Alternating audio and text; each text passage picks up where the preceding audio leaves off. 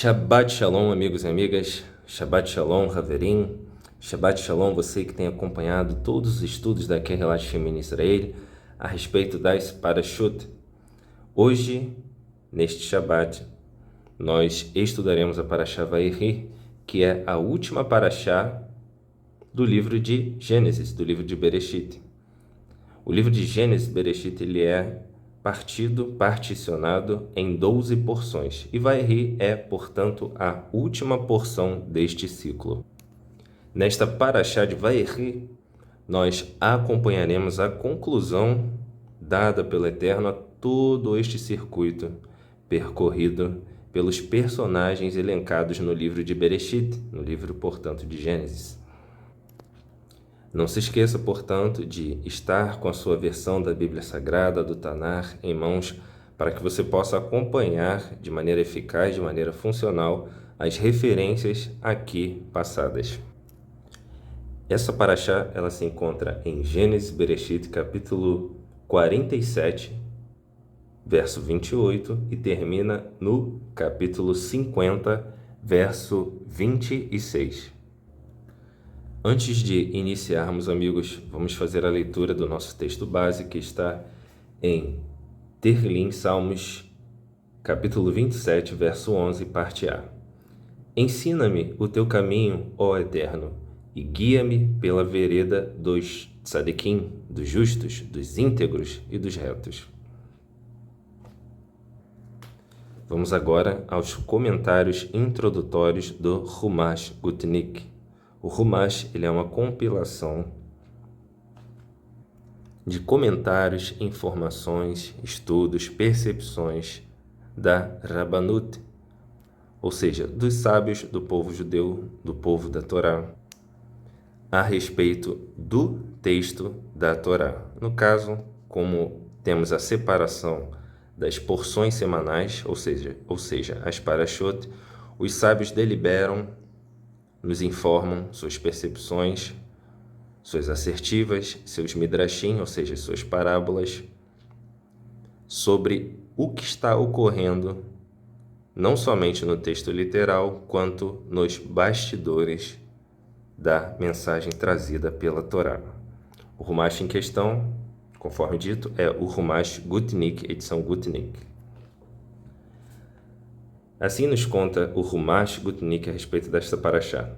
A Parashá Vayeri nos apresenta um desfecho claro sobre seu programa salvífico ou existencial disposto desde o primeiro capítulo de Bereshit, ou seja, desde o primeiro capítulo de Gênesis, até este ponto culminante na vida de Yosef e sua família. Afinal, estamos na última Parashá do livro de Gênesis, do livro de Bereshit. Todas as passagens anteriores nos instruem camada após camada de informações sobre o plano divino para a sua criação, sobre tudo relativo ao povo de Israel. De todos os envolvidos nessas 12 parashot, ou seja, Avraham, Yaakov, Yosef, Abraão, Jacó e José, se elevaram de modo ímpar ante Hakadosh Baruch Hu, ou seja, ante o Eterno, bendito seja, e ainda mais destacou-se Yosef, pelos fatos que aqui iremos abordar. A Torá nos conta que Yosef era um administrador, um asservador, conforme revela o significado do seu nome.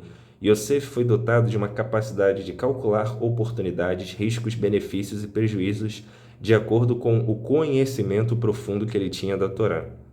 Yosef, nas palavras do Midrash, era um filho especial, uma combinação de todas as qualidades sobressalentes das outras tribos. E ele possuía a grandeza de cumprir a avodá, ou seja, o serviço do primogênito, como Reuven.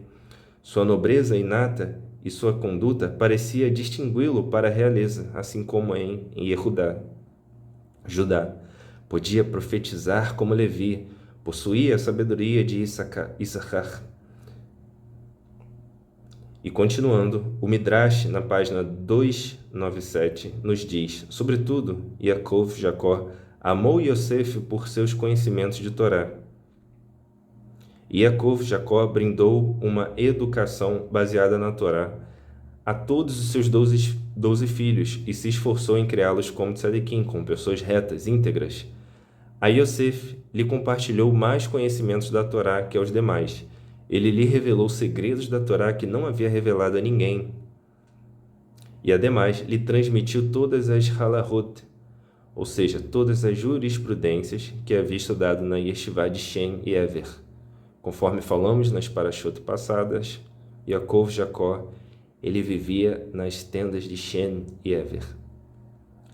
E Yosef, José, logo repetia a halahot, ou seja, a jurisprudência, ou seja, a interpretação legal sobre os mandamentos do Eterno, que havia aprendido do seu pai aos seus irmãos. Porém, os segredos da Torá guardava a si mesmo. Na página 298 do Midrash, lemos: E o Ruach HaKodesh, ou seja, o alento divino, o sopro divino, acompanhou Yosef, acompanhou José desde a sua juventude. Ele era um tzadik, um reto, um íntegro, um justo, e pensava no Eterno constantemente. Yosef sabia o que lhe aguardava e por isso contou suas visões à sua família. Por isso, ativamente estimulava seus familiares a atuarem conforme a Ratzon do Eterno, ou seja, a vontade do Eterno. A gente pode acompanhar essa referência em Gênesis Bereshit, capítulo 37, do 6 ao 11. Página 303 do Midrash.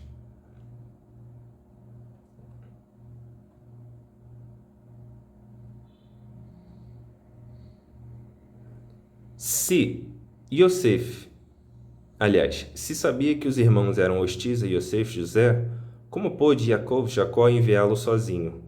O Eterno implementou a ideia no coração de Jacó, porque estava em seu plano que Yosef fosse enviado ao Mitzraim, ao Egito, e que a família o seguiria para o decreto do Galut, do exílio.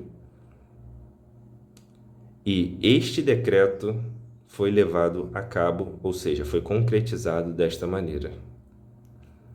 Uma vez que a elevação tamanha de Yosef o leva a ter maior clareza do seu destino, o mesmo possui ciência das ocorrências futuras na vida de todo Israel, ou seja, de todo o povo de Israel, nas gerações futuras a partir dele. Vamos agora ler também um comentário do Humash da Sefer, da editora Sefer. Esse Humash, ele é conhecido aqui como a Torá de Moshe. Ele tem uma capa azul e o logotipo da Sefer logo embaixo. Assim está na página 142 o comentário rabínico a respeito de Gênesis Bereshit, capítulo 48, verso 10, onde se lê: E os olhos de Israel, de Jacó, se escureceram com a velhice, e não podia ver, e os fez chegar a ele, e beijou-os e abraçou-os. Nos conta assim um comentário rabínico a respeito deste versículo. Não podia vê-los claramente, conforme nos conta o versículo 10. Porém, os havia visto, ou seja, os filhos de José, os filhos de Yosef, segundo o capítulo 8. De fato, no 8, nós lemos a seguinte expressão: E viu Israel e viu Jacó os filhos de José, e lhes disse: Quem são estes? Ou seja, amigos, ouvinte da Kehelat Shemen Israel. Jacó, ele estava em idade avançada. Havia alguma sorte de limitação em seus olhos, de sorte que o comentário rabínico nos conta que ele não podia ver claramente. Entretanto, ele conseguia ver algo, ele conseguia ver pelo menos uma silhueta, ou seja, uma forma que estava ali diante dos seus olhos. E voltando, amigos, ao nosso texto inicial de Mishlei, de Terlim, Salmos 27:11, nós vemos o salmista pedindo ao Eterno: Eterno, ensina-me o teu caminho, guia-me pela vereda dos tzadikim, dos retos, dos íntegros. Em outras palavras, existe um aprendizado, existe gradativamente o descortinar da visão. Existe um estágio onde todos nós devemos de maneira imperativa nos dirigir ao Eterno para entender as circunstâncias que nos rodeiam. É muito importante essa percepção, essa sensibilidade, porque muitas das vezes a pessoa ela fica literalmente, de maneira contumaz, socando a ponta de faca, batendo a cabeça na parede, andando em círculos.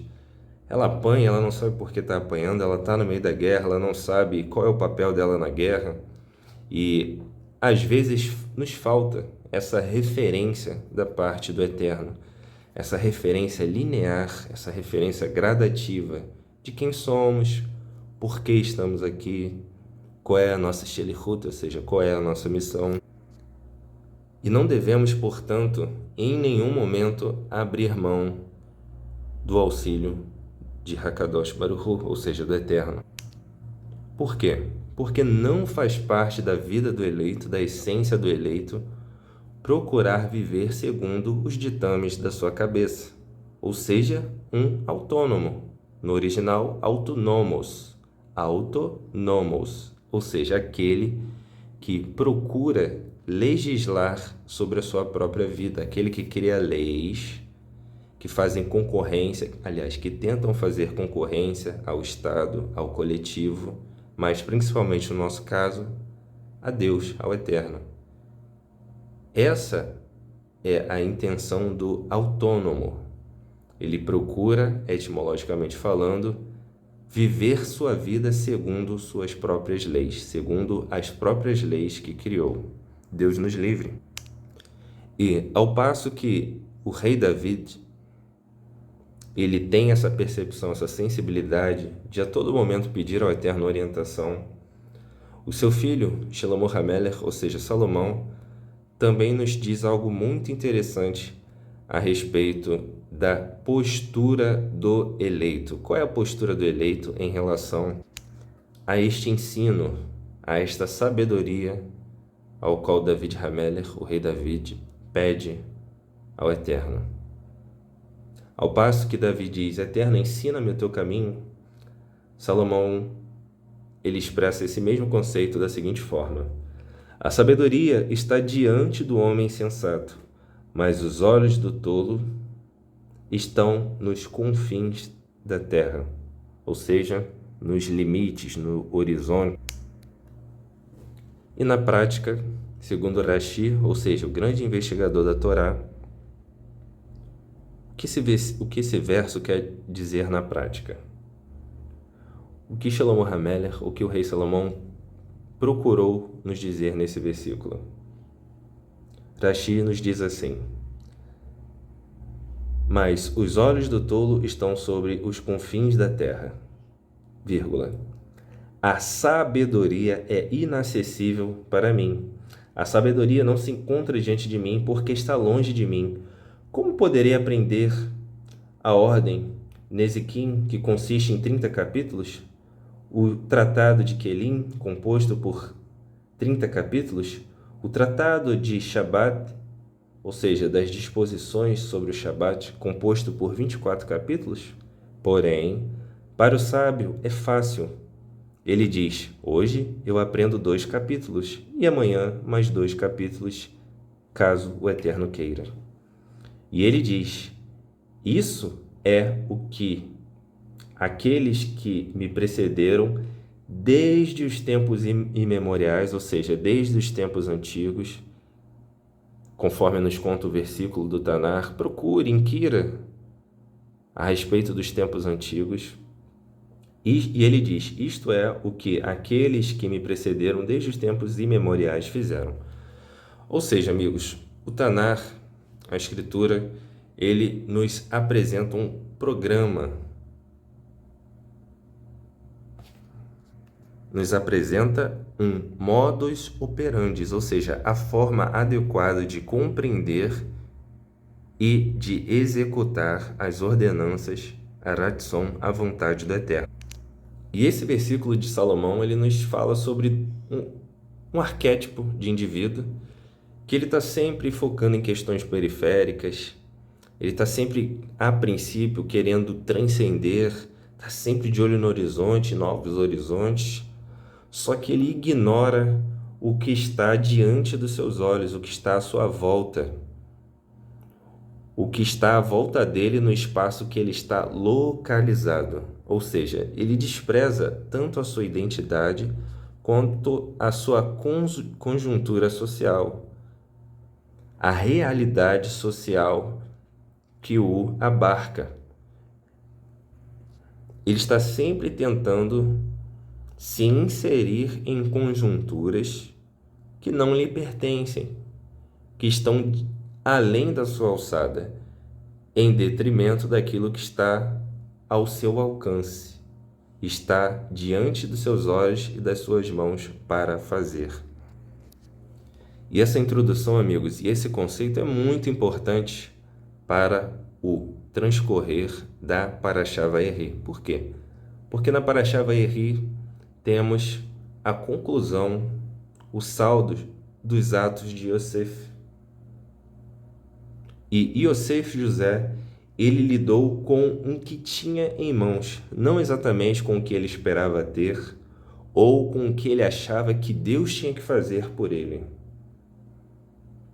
Há um correspondente disso também no Tanar, em Habacuc, ou seja, Abacuc 3, 17 e 18, onde lemos: Porque ainda que a figueira não floresça, nem haja fruto na vide, ainda que a oliveira minta, ou seja, que a oliveira não deu seu produto, e os campos não produzam mantimento, ainda que as ovelhas da malhada sejam levadas e nos currais não haja gado, todavia eu me alegrarei no Eterno e exultarei, ou seja, me alegrarei no Deus da minha salvação. Então, amigos, existe um padrão, existe uma abordagem que todos nós, todos os eleitos, devemos nos apegar. E isso só é possível através do reconhecimento da Ribonut Shel Elohim, ou seja, da soberania divina.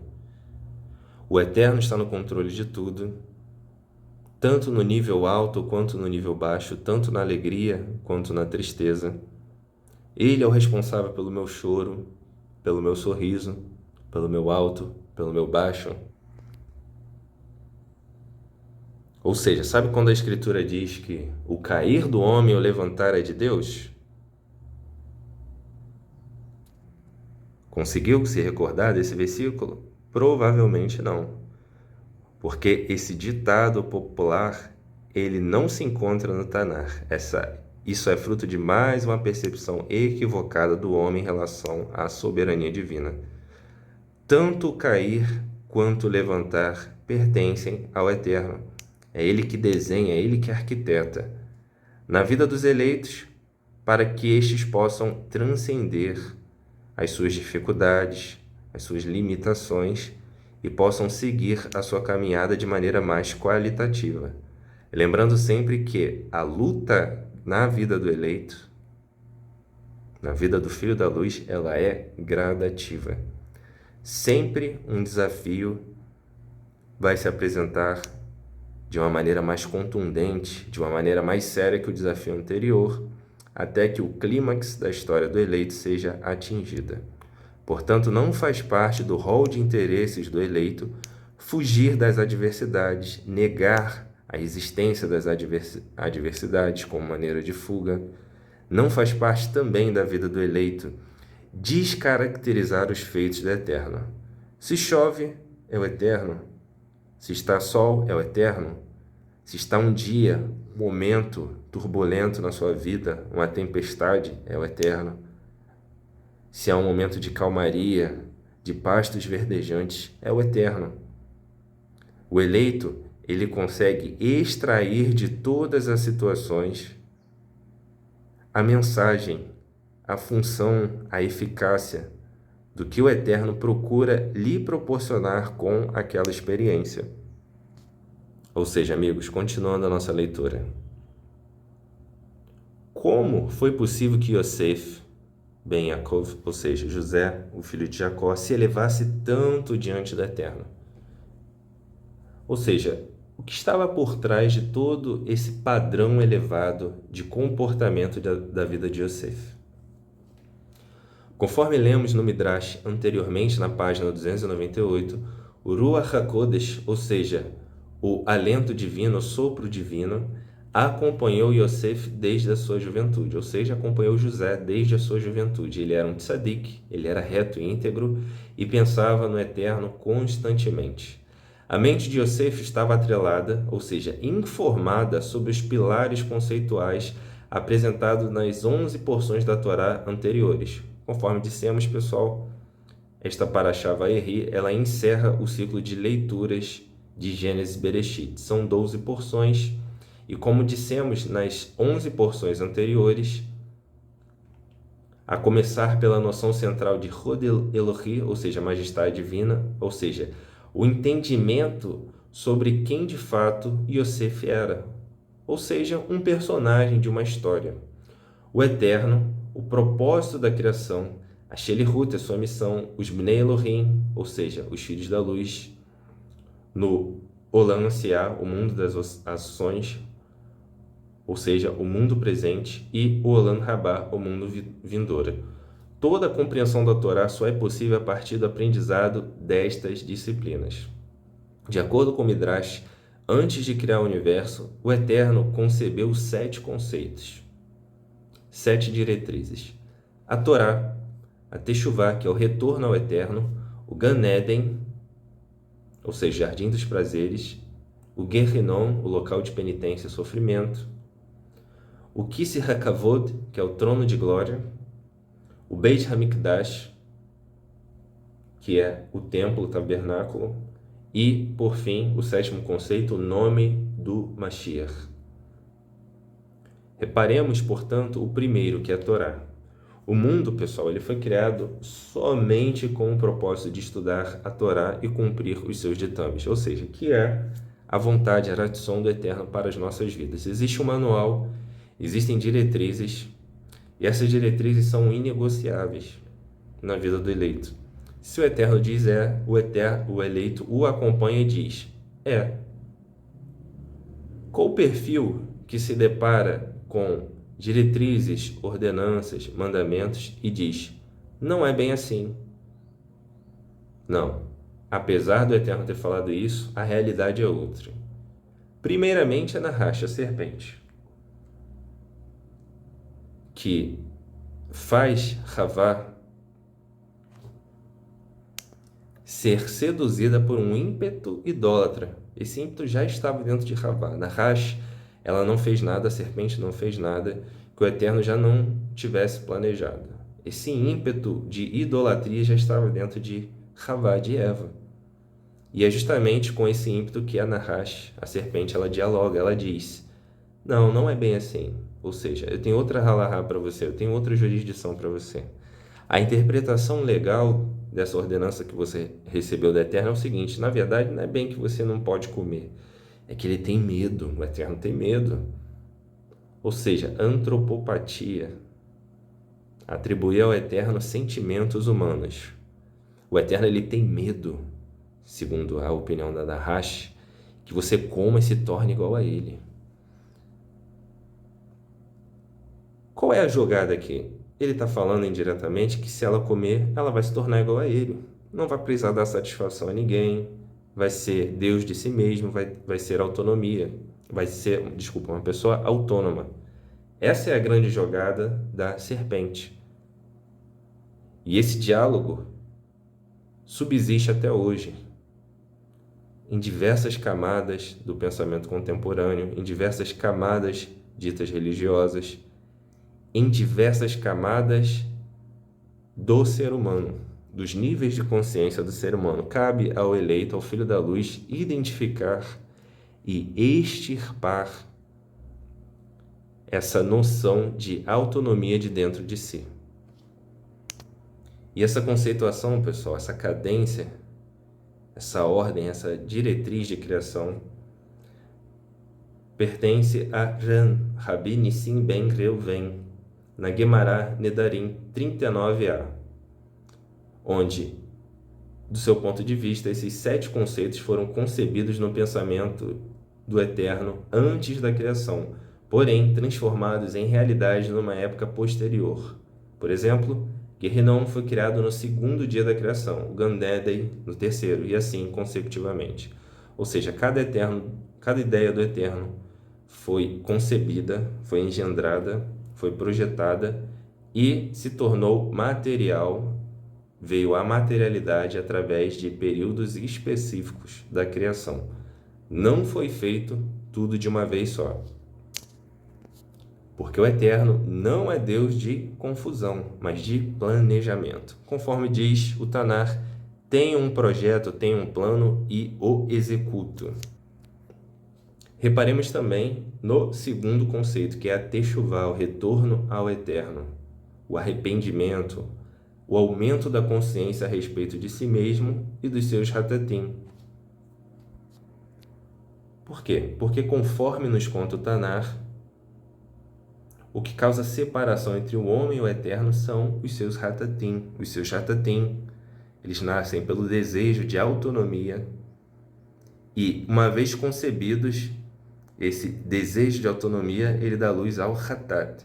E o hatat, ele impurifica a pessoa, ele impurifica a face da terra. Por isso nos conta o Tanar, em determinados momentos, que o Eterno, ele expulsa determinados contingentes de certos locais, ou seja, a terra vomita os seus moradores.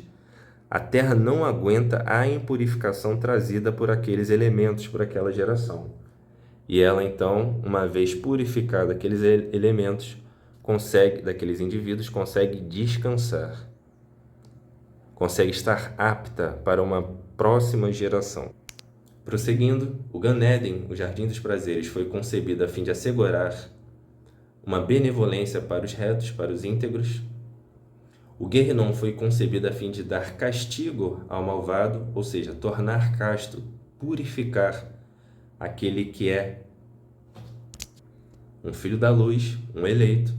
Porém, por este ou aquele motivo, permanece agregado, permanece, Deus nos livre, preso aos hatatim, preso aos pecados, preso a uma materialidade grosseira. E, infelizmente, ele leva essa marca, essa característica até o seu último dia. E, após a sua morte, os seus níveis de consciência precisam ainda de uma purificação. E o local de penitência, o local de sofrimentos, se encarrega disso. É um processo, portanto, fácil? De maneira alguma. É um processo extremamente doloroso, Deus nos livre, e um processo ao qual todos nós devemos pedir ao Eterno de maneira misericordiosa que nos livre desse castigo, desse local de penitência.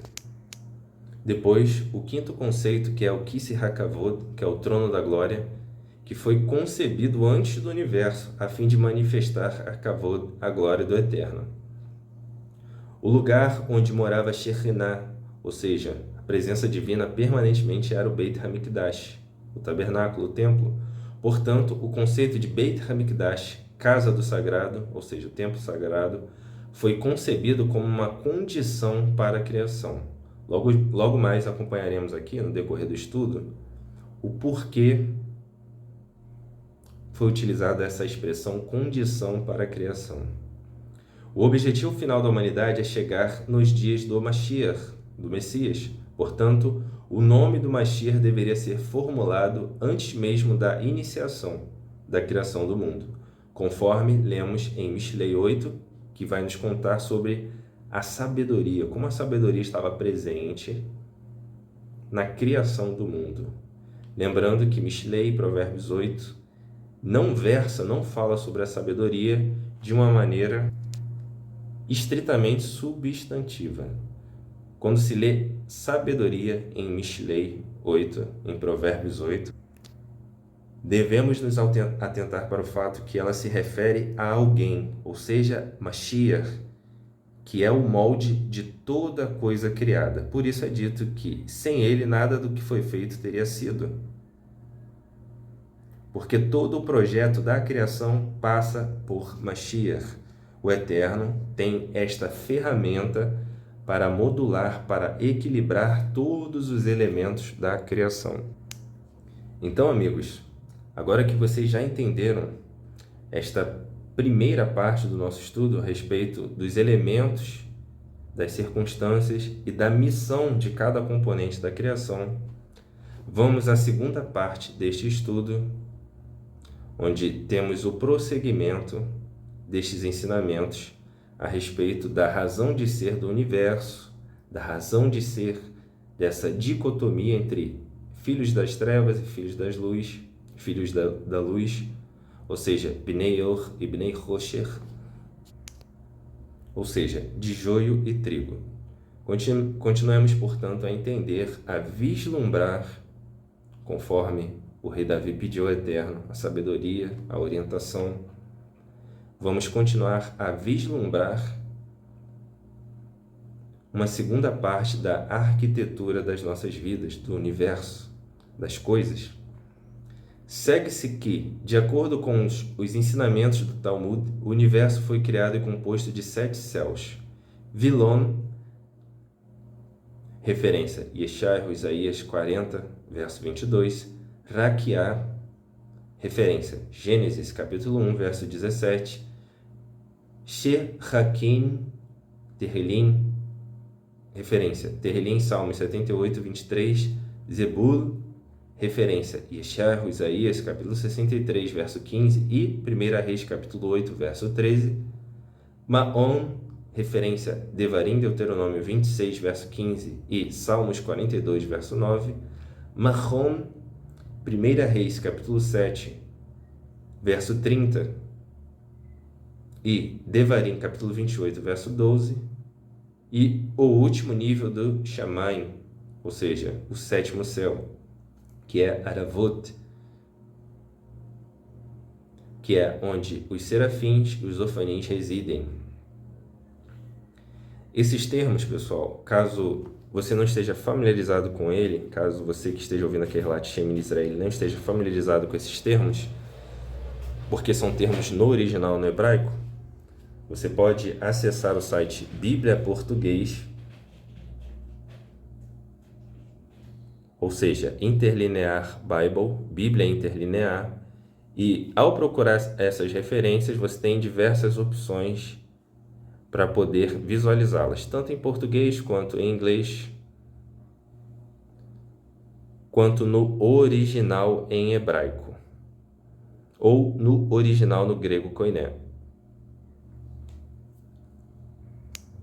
Um pequeno adendo aqui, lembre-se sempre disso. O termo que chega até nós, ele é uma tentativa de aproximação do significado original.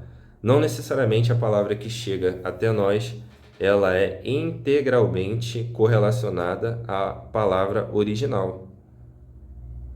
Muitas pessoas poderiam estranhar, por exemplo, que quando o salmista diz no Salmo 119, bem-aventurado varão, aliás, Salmos 1, Terlim 1, verso 2,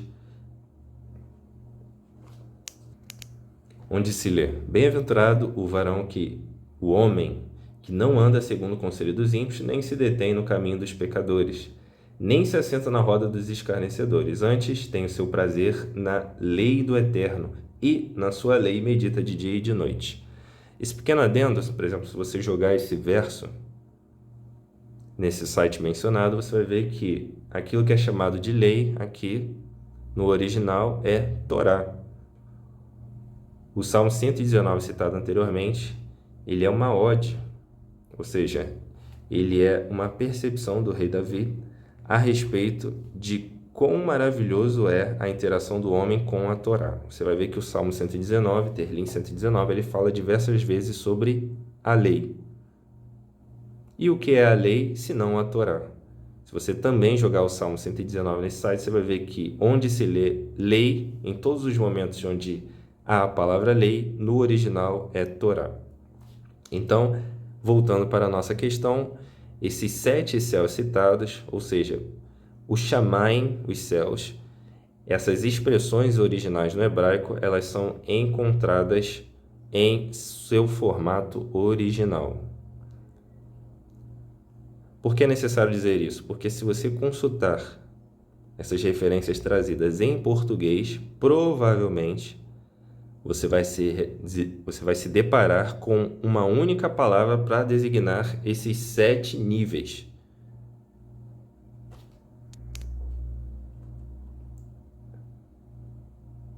Ao invés de vilão, vai estar céu. Ao invés de Rakiá, vai estar céu. Ao invés de Shechakim, vai estar céu. Ao invés de Zebul, vai estar simplesmente a palavra céu, e assim sucessivamente. Continuando.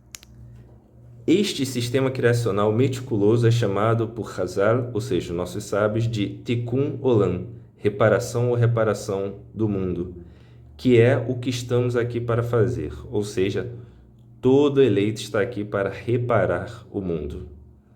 Um conceito que até mesmo as pessoas das nações, ou seja, os indivíduos que não têm familiaridade com questões da Torá do Eterno, eles percebem é que o mundo está quebrado. Mesmo as coisas que parecem ótimas não estão nem perto do que deveriam ser. E algumas pessoas dizem, é assim que as coisas são, vivamos com isso. Alguns outros dizem, deixa aquele que fez isso consertar. Esse indivíduo é o cínico. Ele entende que existe um mundo, esse mundo ele está num estágio onde necessita de responsabilidade e ação para ser transformado, porém ele tenta jogar na conta de Deus. Quem fez, que conserte. E outros ainda dizem, fuja disso. Ou seja, toda essa questão sobre reparação do mundo, sobre o mundo estar com problema. E irmão, Hakuna Matata. É lindo dizer Hakuna Matata, como diz o desenho infantil. E mesmo no desenho infantil, né, citado aqui, ele deixa esse conceito para trás, o personagem principal de Hakuna Matata. Ou seja, os seus problemas, os problemas do mundo você deve esquecer. Mesmo no desenho ele abandona essa conceituação e ele vai em direção às suas responsabilidades. Porém, os filhos de Deus, os Bnei Or, dizem, corrija tudo o que você puder, porque é para isso que você está aqui. E onde vemos essa correção? Essa correção permeava, esse ímpeto de correção permeava toda a vida de Yosef. Era no âmbito familiar, trazendo os sonhos do Eterno para o contexto familiar. Era vigiando os irmãos. Era na casa de Potifar, que o colocou como administrador, devido à sua eficiência justamente nesse setor, nesse grande setor da vida do eleito, que é a reparação, a administração do que está errado. Ou seja, errou, acerta. Se você cochilou, desperta. Se você caiu, você levanta. Se você adormeceu no sono da indolência, você rapidamente se recompõe e desperta, porque essa é a sua missão. Continuando nessa segunda parte. O Midrash que diz, tudo que Deus criou em seu mundo foi projetado para ser melhorado. E depois disso, depois dessa assertiva, dessa afirmação, há um capítulo inteiro e mais de Mishnah Gitin, discutindo a legislação, a jurisprudência rabínica para este conceito chamado Tikkun Olam, reparação dos mundos. Basicamente, os rabinos empregaram engenhosamente os faróis da Torá para evitar que a sociedade humana se lançasse de um penhasco. O Ari, o rabino Yitzhak Luria, antes de sua morte precoce em 1572, ensinava em termos místicos, empregando metáforas ricas em detalhes complexos. Por exemplo, no princípio, diz o rabino Yitzhak Luria, o Ari, brilhou uma luz infinita, mas dentro de uma luz infinita, ou seja, essa luz infinita que brilhou, não pode haver um mundo finito, que é a questão que permeia toda a vida do eleito. Como podemos nos relacionar com um ser totalmente soberano? Ele não é 50% soberano, ele é 100% soberano. qual é a nossa dinâmica de relacionamento com esse ser?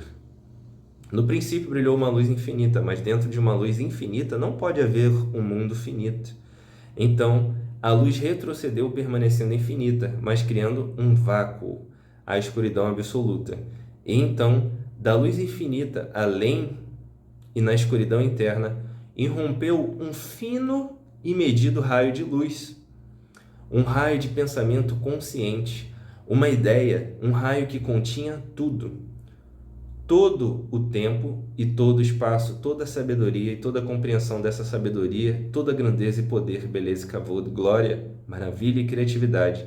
Cada voz que seria ouvida, cada divaneio que passava por uma mente distraída, cada onda furiosa de cada mar tempestuoso, cada galáxia que surgiria em erupção, cada campo gravitacional de cada massa, cada carga de elétron, a formiga frenética correndo pela calçada sobre seus pés, a cesta que algum garoto marcou em um parque, em algum lugar, neste momento. Tudo o que seria e poderia ser. Tudo encapsulado, encapsulado dentro de um pensamento único, deliberado, inconsciente. E então, este pensamento explodiu e agora havia um mundo. Então, amigos, nós vemos que a transcendência da vontade divina, ela se manifestou, conforme nos diz o Rabino Yitzhak Luria, através de um raio que continha tudo. E ele desce através de um fino e medido raio de luz. Simplesmente, pessoal, estamos lendo aqui um traço, uma característica da própria vida de Yosef e do Mashiach. Família, irrompeu um fino e medido raio de luz. Na casa de Potifar, irrompeu um fino e medido raio de luz. Na prisão, irrompeu um fino e medido raio de luz. Nesta ideia de Yitzhak Luria está contido também a Shelichut, a missão de cada eleito. Experimenta, num local totalmente escuro, distribuir exatamente um fino e medido raio de luz. Você vai ver que aquele ambiente antes intransitável, aquele ambiente inóspito, ele, através da luz, vai ser passível de melhoria. Bom, agora eu enxergo o que está errado. Através desse fino e medido raio de luz, eu posso ver o que está errado neste recinto e consertá-lo. E este recinto, amigos, nada mais é do que a vida de cada eleito, de cada filho da luz. Todo esse espaço de vida que nós temos, de 70, 80 anos, ele é uma sala vazia, escura. E nós, segundo a Ratson do Eterno, somos como este raio fino e medido de luz. Conforme nos diz o Sidur, é o Eterno que regula as variantes formas de luz. Continuando, amigos, o nosso texto. Sobre isto atesta a Torá, em Devarim, Deuteronômio 10, 14.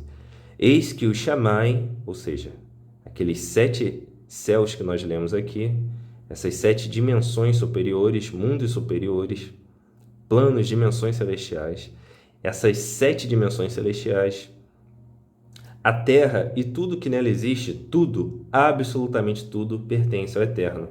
O Eterno, o teu Deus, Yud-Hei Vav-Hei. Essa conceituação, essa conscientização é extremamente importante, porque existem aqueles que acreditam piamente, firmemente, que existem locais da existência onde o Eterno não regula, onde o Eterno não tem jurisdição ou domínio. Esquecem-se do Tanar, quando o Tanar diz: como eu vou poder me esconder da presença do Eterno? Se eu cavar um buraco, ali estará o Eterno. Se eu for para o mais longínquo dos céus, ali também estará o Eterno. Então, através desta consciência de que o Eterno permeia e preenche todos os níveis existenciais, O eleito ele começa a entender, a visualizar que isto também se aplica nos seus mundos interiores, nas dimensões interiores da sua consciência. Não há lugar que o eterno não permeia. E ele deve, portanto, trabalhar estes níveis de consciência para que ele se apresente de maneira digna diante do eterno. Se é um raio de luz medido, calculado, fino, em todos os níveis de consciência, então ele enxerga o que deve ser feito em cada nível de consciência. Baruch Hashem, amigos, vamos agora para a terceira parte do nosso estudo, onde nós visualizaremos o que é fundamental. O que é fundamental entender neste ponto da 12ª Parashá, ou seja, da 12ª porção do livro de Gênesis. O fundamental para a nossa aula de hoje é entendermos que o que ocorreu nesses estágios iniciais, de maneira episódica, de maneira ordenada, se repetem também no nosso mundo, no Olam Hazé, no Olam Asiá, no mundo das ações, ou seja, Olam Hazé, mundo atual, o mundo presente, ou seja, formato presente, porque o mundo não permanecerá indefinidamente nesse formato ao qual convivemos hoje. Esse formato ele serve a um propósito maior. O mundo vai alcançar uma plenitude depois que atravessar este período. E o Olam Asiá é o mundo das ações, ou seja, o nosso mundo. O fundamental para a nossa aula de hoje é entendermos que o que ocorreu nesses estágios iniciais episodicamente se repete no nosso mundo, Olam Hazé e Olam Asiá, mundo das ações e mundo presente, da maior até a menor proporção, de uma circunstância cósmica até um ponto menor nas nossas vidas. Tudo tem um propósito e um ciclo final. Todos os ciclos nos levam ao desfecho do roteiro, conforme lemos na história de Yosef.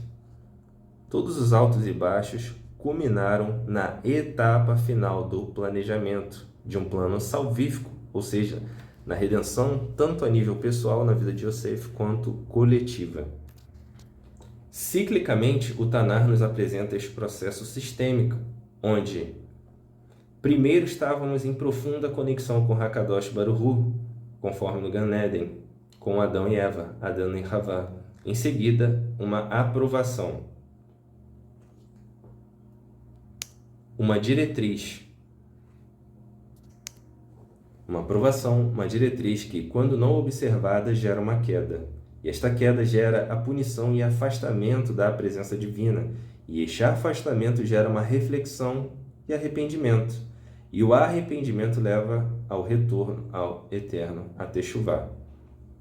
Então, amigos, por isso, Shel Hashaliach, ele nos orienta nos admoesta, aquele que está de pé,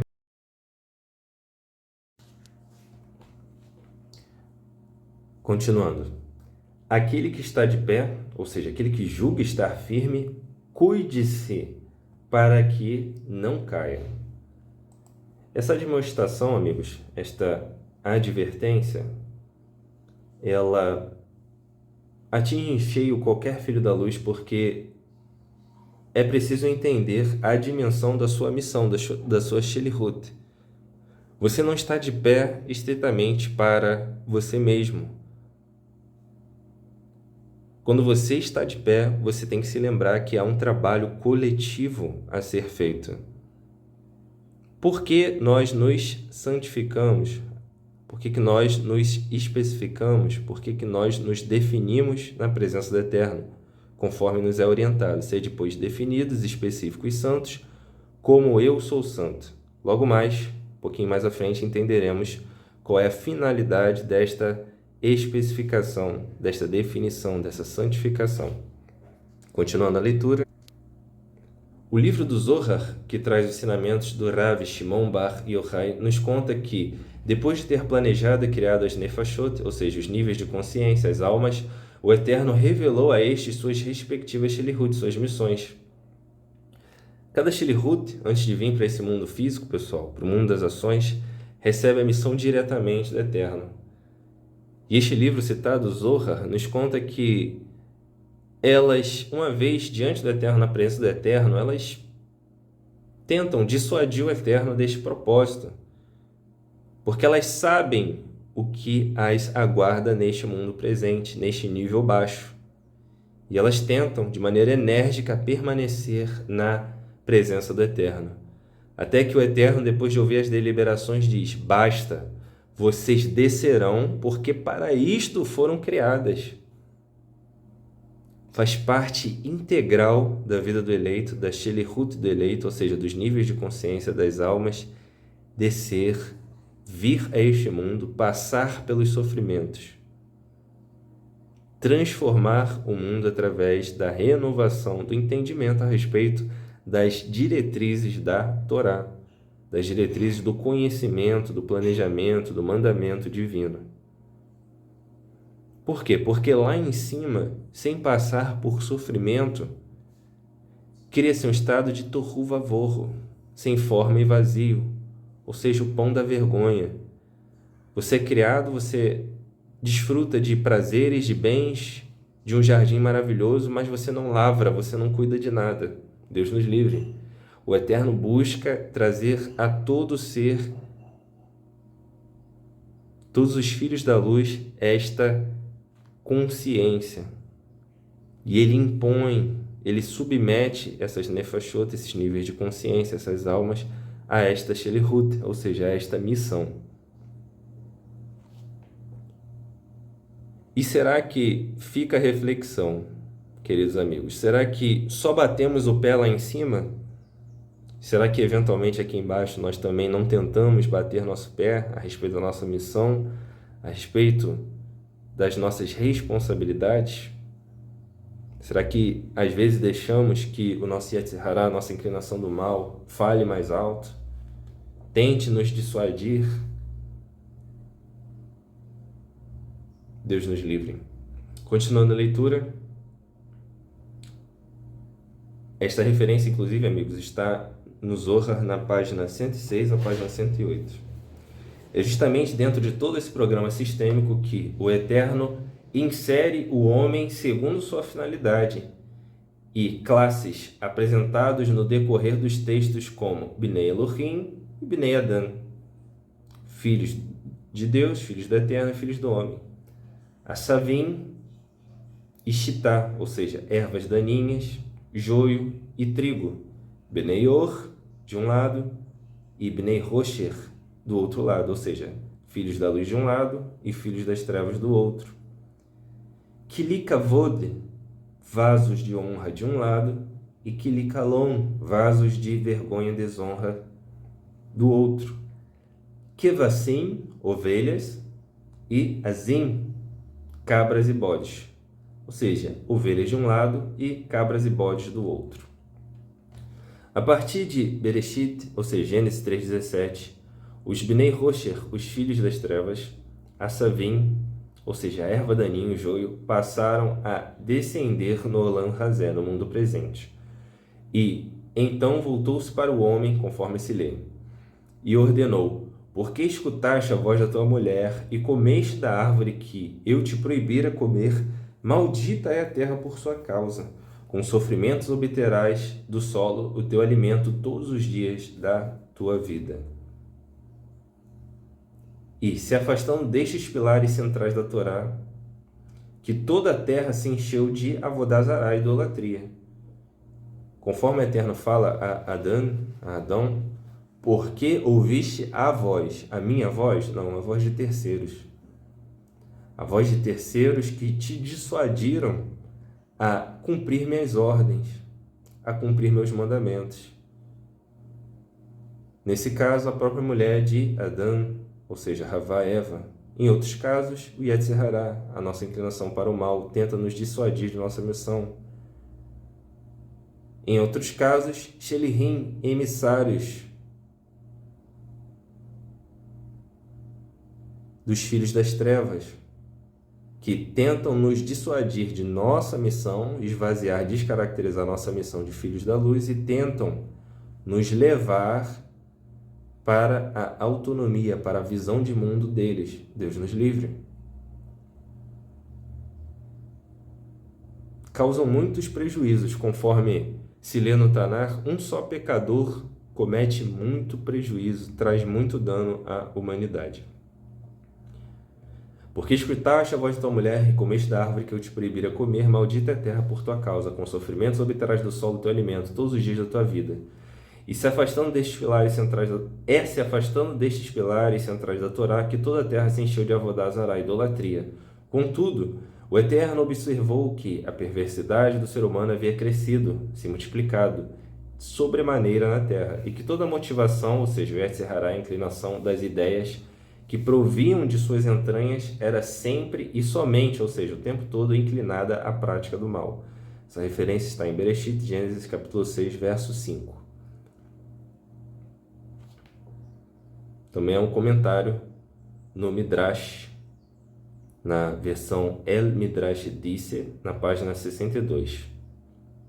Porém, no aspecto geral, tanto para o Am Israel quanto para o resto do mundo, o Eterno tem as seguintes disposições sobre o povo de Israel. Bereshit Gênesis capítulo 2, verso 15. Assim o Eterno, teu Deus, tomou o homem e o colocou no jardim do Éden para zelar por ele e fazer suas plantações.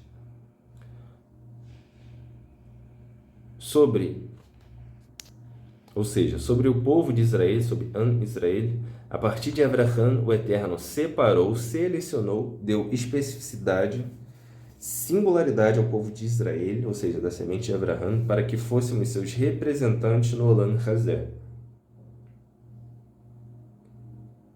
conforme se lê em Gênesis 15. O Tanar diz o seguinte em Devarim, Deuteronômio capítulo 7, versículos 6 e 7. Pois tu és um povo consagrado ao Eterno, teu Deus. Foi a ti que o Eterno, teu Deus, escolheu dentre todos os povos sobre a face da terra, para seres seu povo querido, o seu tesouro pessoal. Próxima referência, Terrilim, Salmos 135, verso 4. Pois o Eterno escolheu Jacó para si, e Israel por sua propriedade. E Isaías capítulo 41, 8 e 9. Mas tu, ó Israel, servo meu, tu, Jacó, a quem escolhi, descendência de Abraham, o meu amigo. Próximo texto, Isaías capítulo 42, 1. Eis o meu servo a quem sustento, o meu eleito, em quem tenho toda a alegria, e eu tenho nele o meu ruach, o meu alento, o sopro divino. Ele fará justiça às nações. Comenta o Rav Shaul Hashali, ou seja, Paulo o emissário. E aos que predestinou, a estes também chamou, e aos que chamou, a estes igualmente justificou, e aos que justificou, a estes também glorificou. Isso está em Romanos capítulo 8, verso 30. Após o perdão de Yosef, trazendo para a nossa paraxá, ou seja, Vayehi, após o perdão de Yosef, ou seja, José, o mesmo demonstra o quão estava ciente dos planos de Hakadosh Baruch Hu, ou seja, do Eterno. A gente consegue ver essa percepção de Yosef a respeito de todo o cenário em Gênesis 45, capítulo 1 até o 9.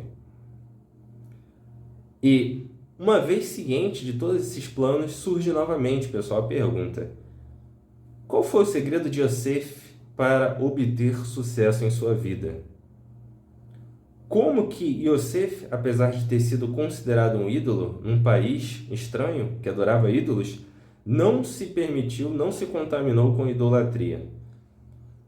Ele não foi contaminado por justamente conhecer o Eterno e o propósito para a sua vida, ou seja, não somente para a sua vida, mas para a sua família, para a geração do período que ele estava, até a última geração do povo. Yosef tinha um nível de consciência. E Yosef atingiu seu potencial máximo e cumpriu sua missão com louvor. Assim nos atesta o Tanar, ou seja, as Escrituras. Assim diz Yud-Hei Vav-Hei, o Eterno: não se glorie o sábio na sua sabedoria, nem o forte no seu poder, nem o rico nas suas riquezas, mas quem se gloriar, glorie-se nisto, em conhecer-me e compreender-me, pois eu sou Yud-Hei Vav-Hei, o Eterno, Yud-Hei Vav-Hei, o Senhor, e ajo com lealdade, com justiça e com retidão sobre a terra, porquanto são estas as virtudes nas quais eu, o Eterno, tenho grande prazer, assevera o Eterno. Esse texto está em Irmiyahu, Jeremias capítulo 9, do 23 ao 24. Se José, pessoal, tivesse feito o contrário do que nos foi apresentado, ele incorreria no que diz o Tanar, em Salmos 33, terrelim 33, verso 10. O Senhor desfaz os planos das nações e frustra os seus intentos, e frustra os intentos dos povos. Mas os planos do Eterno permanecem para sempre, os projetos do seu coração por todas as gerações. Feliz é a nação cujo Deus é o Eterno, o povo que ele escolheu para lhe pertencer, ou seja, Israel, o povo de Israel. Yosef tinha ciência que é impossível resistir a qualquer iniciativa do Eterno, conforme nos diz Isaías capítulo 14, verso 27. Porquanto este é o propósito do Eterno dos Exércitos, quem poderá impedi-lo? Sua mão já está estendida, quem poderá fazê-lo recuar? Mishlei Provérbios capítulo 21, 30. Não há inteligência alguma, nem conhecimento algum, nem estratégia alguma que consiga opor-se à vontade do Eterno. Isaías capítulo 46, 10 ao 11. Desde o princípio anunciei o futuro, desde a antiguidade aquilo que ainda não acontecera, e eu afirmo, o meu propósito será realizado. Certamente farei tudo o que me apraz. Irmiarro, Jeremias capítulo 10, 23. Ó Eterno, eu sei que ao homem não pertence o seu próprio caminho, nem lhe compete traçar seus próprios passos. Miqueias capítulo 4, verso 12. Mas as nações idólatras não conhecem o pensamento do Eterno. Elas não entendem a Marshivot, ou seja, os pensamentos, os planos, os projetos, os desenhos daquele que ajunta como feixes para a eira, que os ajunta como feixes para a eira. Próximo texto, o Eterno confia os seus segredos aos que o temem e os leva a conhecer a sua aliança, a sua Brit. Isso está em Terlim, capítulo 25, verso 14.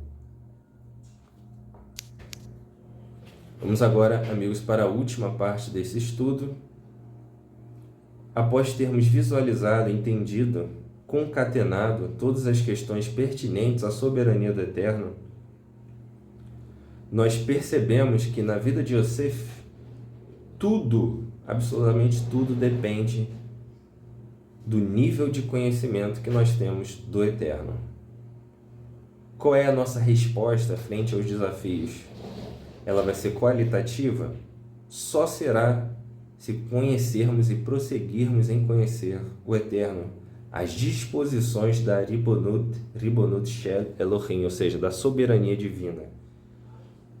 Não há liberdade nos termos clássicos que nos apresentaram, que é espaço de trânsito irrestrito, indefinido, a vida é nossa, autonomia. Nada disso existe segundo o Tanar. Tudo que o eleito faz é reconhecer a narrativa no qual está inserido, reconhecer os traços do que o Eterno está preparando para a gente. Ou seja, para onde o Eterno está me direcionando? Para onde eu estou indo? Quem eu sou? Sobre isso, nós temos um texto muito assertivo do Mashiach, Yeshua ben Yosef, que se encontra em Yohanan, capítulo 17. Olha como o Mashiach ele tinha plena consciência do verdadeiro alcance da Ribonut Shel Elohim, ou seja, da soberania divina. Assim está escrito. Depois de Yeshua ter falado essas coisas, olhou para o céu e disse: Pai, Abba, chegou a hora. Glorifica o teu filho para que teu filho te glorifique, como lhe deste autoridade sobre todos os homens para conceder vida eterna a todos os que lhe deste. E a vida eterna é esta, que te conheçam, o único Deus verdadeiro, e a quem enviaste, Yeshua, o Mashiach. Eu te glorifiquei na terra, terminando a obra que me deste para fazer. Agora, Pai, glorifica-me junto a ti, com a mesma glória que tive contigo antes de o mundo existir. Isso aqui, pessoal, é a referência a Mishlei Provérbios 8. Tornei o teu nome conhecido às pessoas que me deste do mundo, e eles eram teus. Você serve ao Mashiach? Não, você serve ao Eterno, você pertence ao Eterno. E eles eram teus, tu os deste a mim, e eles têm guardado a tua palavra. Agora eles sabem que tudo o que me deste é teu, porque lhes dei as palavras que me deste, e eles as receberam, e eles reconheceram de fato que vim de ti, e confiam que tu me enviaste. Eu oro por eles, pelos eleitos. Não estou orando pelo mundo.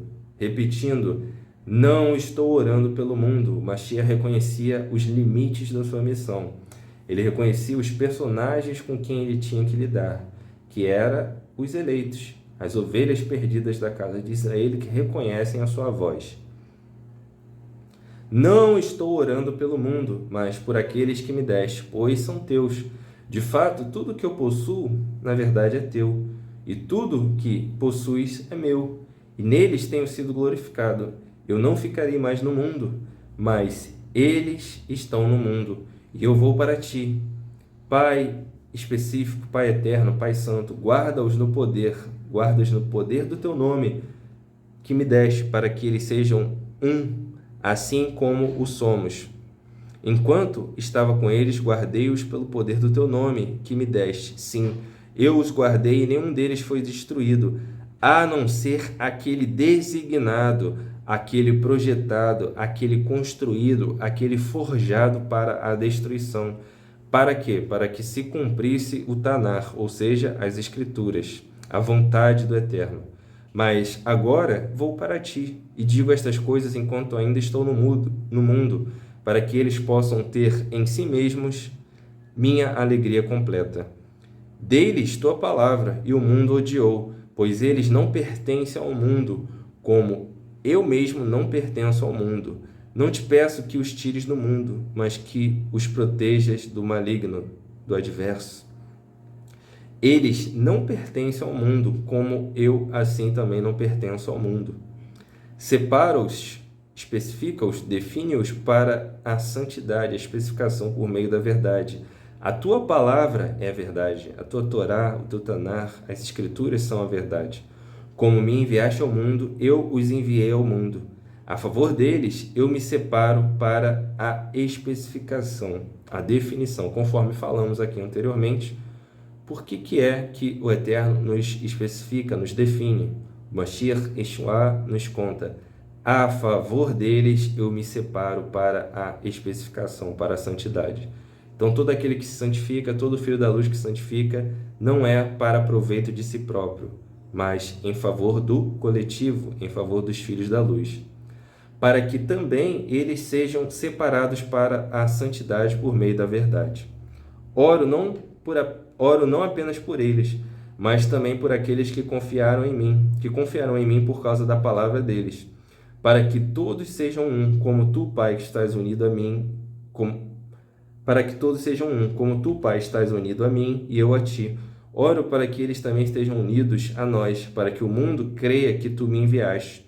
A glória que me deste eu lhes dei, para que possam ser como nós somos um, eu unido a eles e tu a mim, para que eles sejam apenas um, e que o mundo possa perceber então que tu me enviaste e que tu os amaste como a mim. Abba, Pai, quero que os que me deste estejam comigo onde eu estou, para que possam ver a minha glória. A glória que me deste, porque me amaste antes da criação do mundo. Por que antes da criação do mundo, pessoal? Mishlei, Provérbios 8. Pai reto, íntegro, justo, o mundo não te conheceu, mas eu te conheço.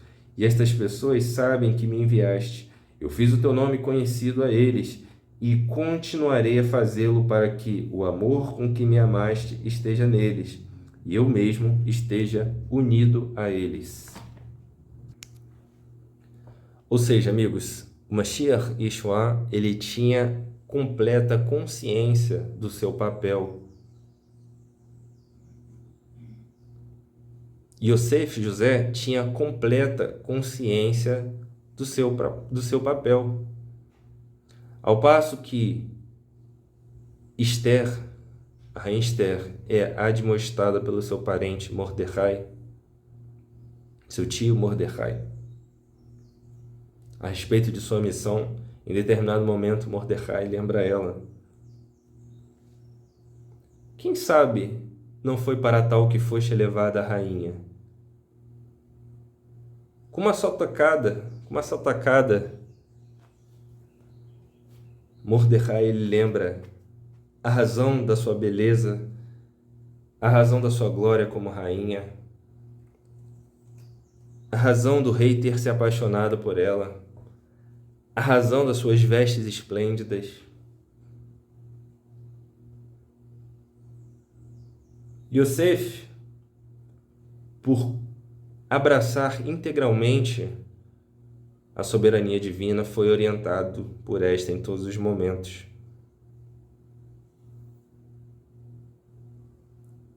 Desde o primeiro dia que ele saiu de casa, ele já tinha essa consciência dentro de si. Aliás, muito antes. Foi para tal situação, para tal evento, para tal propósito que eu fui erguido, que eu estou sendo erguido, que eu estou sendo elevado. Conforme foi dito anteriormente, nenhum de nós, seja filho das trevas ou filho da luz, seja eficiente ou não eficiente, cria narrativa. A gente apenas reconhece os traços da narrativa do Eterno. E como estamos subjugados a essa narrativa, nós extraímos dela conhecimento da parte do Eterno, nos tornando mais humildes, mais eficazes, mais conscientes do nosso papel. Isso aconteceu só com Yosef? Não. A família de Yosef, de José, em determinado momento, ela percebe os circuitos, os ciclos, os planejamentos mais importantes do que si mesmos. Todos os irmãos perceberam que a história não se encerraria naquela família, que a fome não encerraria aquela história, que a maldade que eles fizeram com Yosef não impediria, não prejudicaria o decorrer da história de Israel, do povo de Israel. Todos, enfim, de maneira coletiva, entenderam, amigos, que faziam parte de algo maior.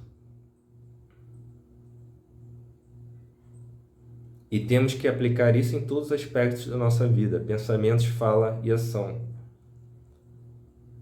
Todos nós conhecemos as disposições de Levítico 11, ou seja, as disposições sobre a alimentação kasher, alimentação adequada segundo a Torá.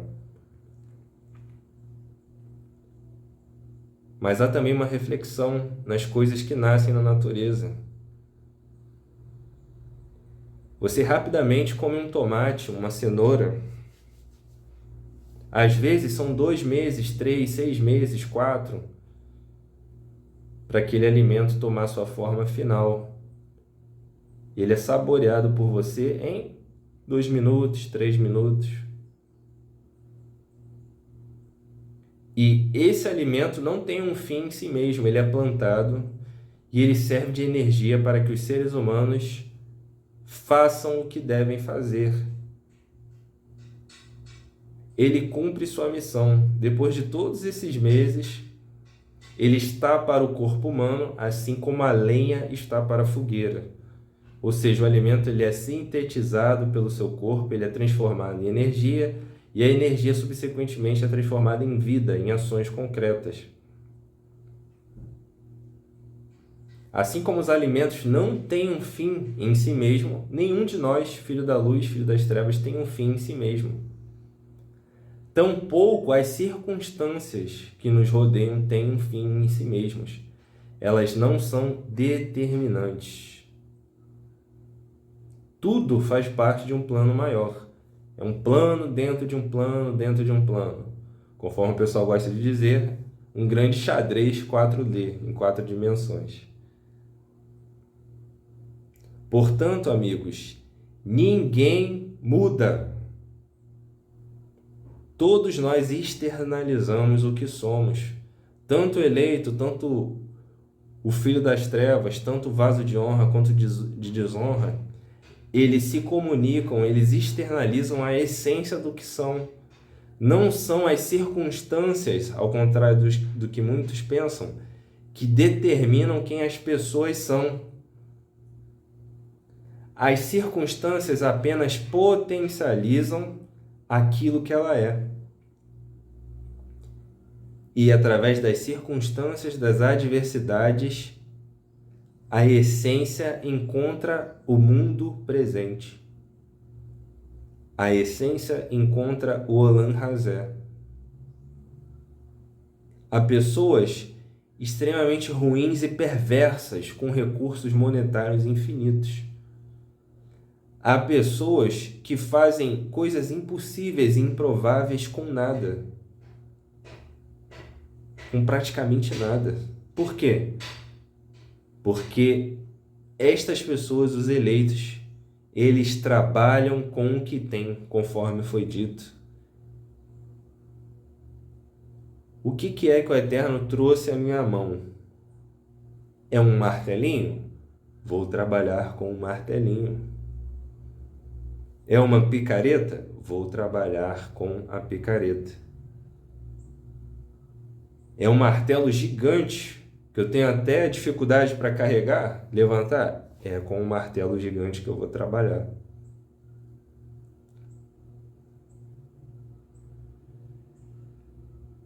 Qual é, então, a importante final lição deste grande circuito que atravessamos em Gênesis Bereshit?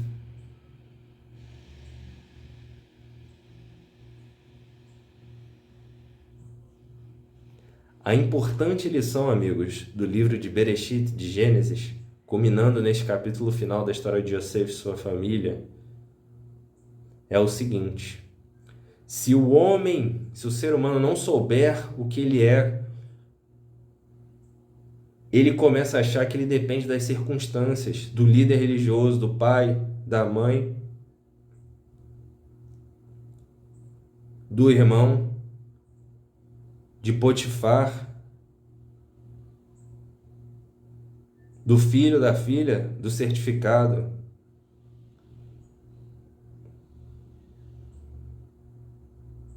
Do diploma. Ele começa a atribuir elementos da sua vida, as circunstâncias, capacidades divinas. Yosef acertou, e acertou muito, porque ele sabia quem ele era, ele sabia quem estava diante dele. Saiba quem está diante de você.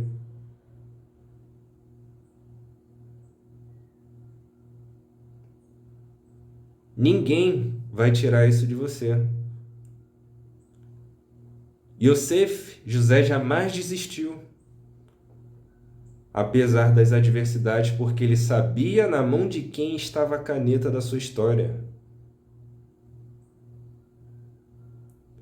Yaakov, Jacó, em determinado momento pode ter pensado, não, eu vou trabalhar esse menino aqui dessa maneira, a caneta está na minha mão.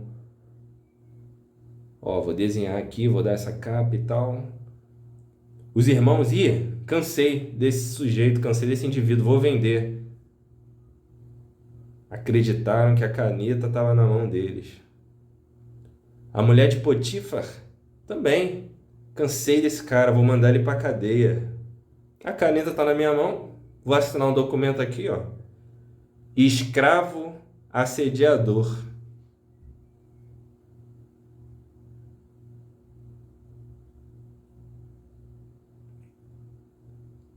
De repente, o camarada da prisão fala assim, não, tem uma coisa errada aqui.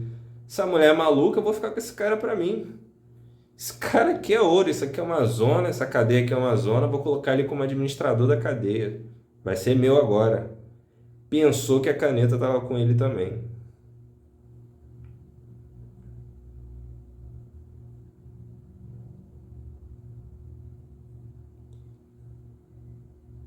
A mesma coisa com o camarada que ele ajudou na cadeia.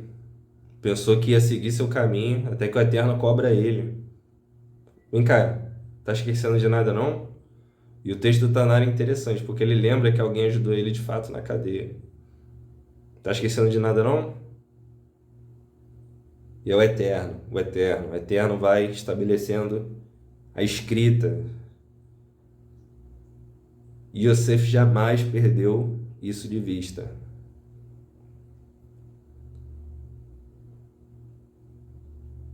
Mesmo os egípcios, ao qual Yosef ajudou, José ajudou, os tinham como abominável, porque ele era hebreu. E por fim, a adversidade, a circunstância nenhuma detém a caneta. É determinante na vida do eleito de forma fatalística. Portanto, amigos, segundo toda a lição, toda a estrutura linear e gradativa de Gênesis de Bereshit, ao qual encerramos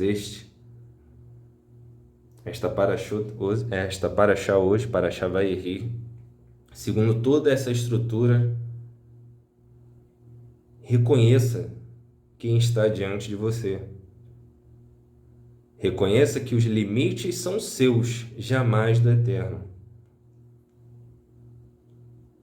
Qual é, portanto, o comportamento, o alvo da pessoa que está submetida a Ribonut Shel Elohim?